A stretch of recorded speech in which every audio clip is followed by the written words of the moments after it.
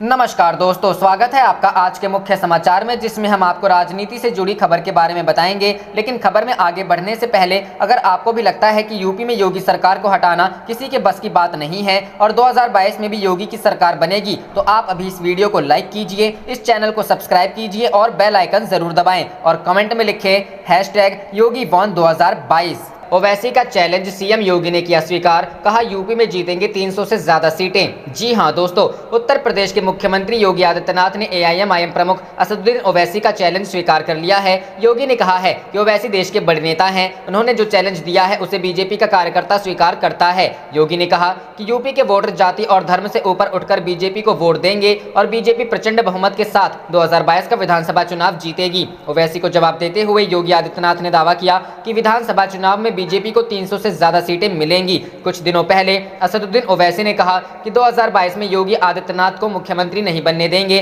शुक्रवार को उनकी पार्टी के ट्विटर हैंडल से जारी एक वीडियो में ओवैसी ने कहा कि यदि हमारे इरादे मजबूत हुए तो उत्तर प्रदेश में भाजपा की सरकार नहीं बनने देंगे। ओवैसी की चुनौती पर सीएम योगी आदित्यनाथ ने कहा, ओवैसी बड़े नेता हैं, वे देश के अंदर प्रचार करते हैं, उन्हें एक समुदाय विशेष का समर्थन प्राप्त है, लेकिन वे यूपी के अंदर बीजेपी को चैलेंज नहीं कर सकते। बीजेपी अपने मुद्दों मूल्यों के साथ चुनावी मैदान में रहेगी, उनके चैलेंज को स्वीकार करते हैं। उन्होंने कहा है कि हम नहीं आने देंगे तो बीजेपी इस बात के कहेगी कि पार्टी 2022 में आकर ही रहेगी और बीजेपी की सरकार ही बनेगी। उन्होंने कहा ओवैसी की अपनी पार्टी है और वे अपने मुद्दों पर चुनाव लड़ेंगे, जबकि हम अपने मुद्दों पर चुनाव लड़ेंगे। रुख करते हैं अगली खबर की तरफ। UP panchayat election, CM Yogi Adityanath बोले, जहां किसान आंदोलन मजबूत वहां भी बीजेपी जीती। जी हां दोस्तों, यूपी में जिला पंचायत अध्यक्ष के नतीजे आ गए हैं। बीजेपी 75 में से 67 सीटों पर जीतने में कामयाब रही है। इतनी बड़ी जीत पर सूबे के मुख्यमंत्री योगी आदित्यनाथ का कहना है कि जिन जिलों में किसान आंदोलन की जड़ें मजबूत है वहां भी बीजेपी ने जीत दर्ज की है, जो दिखाता है कि जनता हमारे साथ है।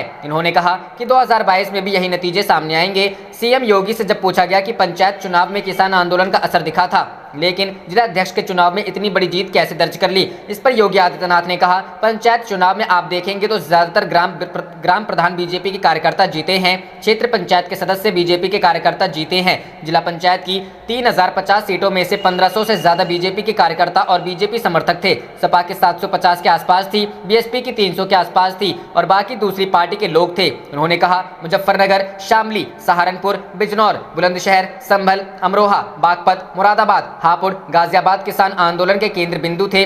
बागपत को छोड़कर सभी सीटें बीजेपी ने जीती है। अगर हमारे साथ समर्थन नहीं होता तो हमें भी सपा की तरह कैंडिडेट नहीं मिलते और प्रस्तावक भी नहीं मिलते। आगे सीएम योगी ने कहा 2014 में कोई नहीं मानता था कि बीजेपी इतनी सीटें जीतेगी। उस समय अमित शाह ने रणनीति तय की थी, हमने 73 सीटें जीती थी। 2017 के विधानसभा चुनाव में प्रधानमंत्री नरेंद्र मोदी का नेतृत्व था और रणनीति अमित शाह ने बनाई थी। उस समय बीजेपी और उसके सहयोगियों ने 325 सीटें जीती। कहा 2017 में कहा जाता था कि सपा और कांग्रेस है, बीजेपी को मुश्किल होगी, जनता ने उसे खारिज कर दिया। 2019 में सपा बसपा का गठबंधन हुआ, जनता ने उसे भी खारिज कर दिया। लोकसभा चुनाव के बाद 2 उपचुनाव भी हुए, उसमें भी बीजेपी जीती। योगी ने आगे कहा पंचायत चुनाव में जिला पंचायत अध्यक्षों के परिणाम सामने आए हैं। ये परिणाम भी इस बात को साबित करते हैं कि हमारा जो ट्रेंड है वो ऐसे ही 2022 में भी जारी रहेगा और 2024 में फिर बीजेपी 2014 को दोहराएगी, क्योंकि जनता को विश्वास है। रुख करते हैं अगली खबर की तरफ। पाकिस्तानी सेना ने फिर तेज की भारत में घुसपैठ बढ़ाने की कोशिश, सीमा के पास तैयार किए कई लॉन्चिंग पैड।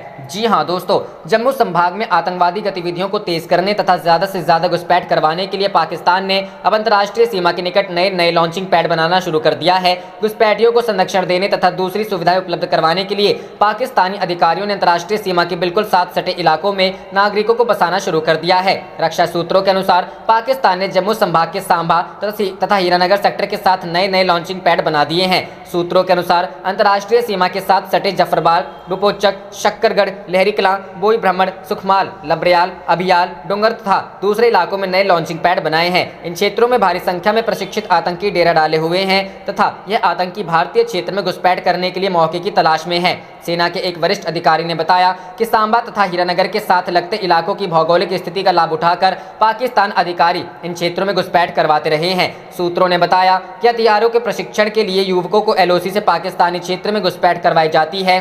तथा उनको प्रशिक्षण के बाद सांबा तथा हीरानगर क्षेत्र से भारतीय क्षेत्र में भेजा जाता है। हथियारों का प्रशिक्षण देने के बाद इन आतंकियों को अंतर्राष्ट्रीय सीमा के साथ सटे इलाकों में नागरिकों के रूप में बसाया जाता है, जहां यह आतंकी कुछ समय तक रहकर भारतीय क्षेत्र में घुसपैठ करते हैं। एक सैनिक अधिकारी ने बताया कि आतंकी सांबा तथा हीरानगर सेक्टर से घुसपैठ कर डोडा जिले में प्रवेश करते हैं। आतंकियों की घुसपैठ का ब्यौरा देते हुए सैनिक अधिकारी ने बताया यह आतंकी बसंतगढ़ तथा रामनगर क्षेत्र से घुसपैठ कर डोडा में प्रवेश करते हैं। पाकिस्तानी षड्यंत्र का ब्यौरा देते हुए इस अधिकारी ने बताया कि पाकिस्तान ने एक षड्यंत्र के तहत अंतर्राष्ट्रीय सीमा के साथ सटे क्षेत्रों में नागरिकों को बसाना शुरू कर दिया है। पिछले करीब 18 महीनों से पाकिस्तान ने अंतर्राष्ट्रीय सीमा के निकट करीब 1 लाख की आबादी को बसाया है। नागरिकों को सीमा के बिल्कुल साथ बसाने का एकमात्र उद्देश्य इन क्षेत्रों से हथियारों से प्रशिक्षित आतंकवादियों को ठहराना है। यही नहीं, नागरिकों के रूप में आतंकियों को किसान बनाकर अंतर्राष्ट्रीय सीमा के पास खेती के लिए भेजा जाता है, जहां पहुंचकर यह आतंकी भारतीय क्षेत्र में चल रही गतिविधियों पर नजर रखते हैं। आप देख रहे थे आपका अपना चैनल